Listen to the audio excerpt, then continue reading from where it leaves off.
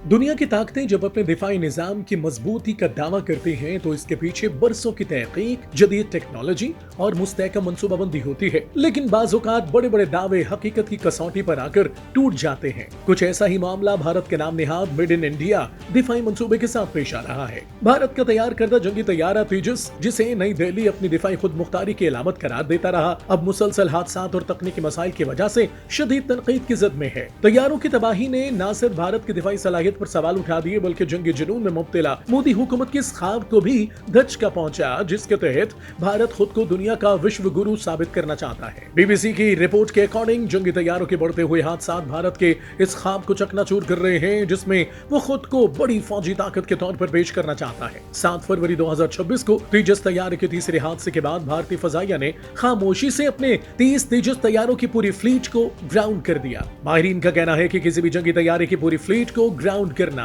इंतहाई संगीन तकनीकी मसले की अलामत होता है। इसका मतलब यह है कि मसला सिर्फ एक हादसा नहीं बल्कि पूरे निजाम में बुनियादी कमजोरियां मौजूद हैं, क्योंकि किसी भी बड़ी फजाई कुव्वत के लिए भारतीय फजाइया को कम से कम 42 स्क्वाड्रन दरकार है, मगर हकीकत यह है कि इसकी तादाद मुसलसल कम होती जा रही है। तेजस तैयारों की ग्राउंडिंग, स्क्वाड्रन की कमी और दीगर ऑपरेशनल मसाइल भारत की फजाई ताकत की साख्ती कमजोरियों को वाज़ेह तौर पर जाहिर कर रहे हैं। दिफाई तज्जियाकारों का कहना है कि तेजस समेत जंगी तैयारों के मुसलसल हादसात दरअसल भारतीय फजाइया की तकनीकी और ऑपरेशनल खामी को बेनकाब कर रहे हैं। ये सिर्फ किसी एक पायलट की गलती नहीं बल्कि भारत के दिफाई सनती निजाम और तवील मुद्दती मंसूबाबंदी की नाकामी की अलामत है। हकीकत यह है कि बड़े दावों और बुलंद नारों के बावजूद भारतीय फजाइया भी अपनी मतलूबा दिफाई सलाहियत हासिल करने से दहाइयां दूर दिखाई देती है। ताकत का हकीकी मयार नारों और दावों से नहीं बल्कि अमली सलाहियत, टेक्नोलॉजी और मुस्तहकम मंसूबाबंदी से तय होता है। तेजस प्रोग्राम के मसाइल ने एक बार फिर ये सवाल उठाया है कि क्या भारत वाकई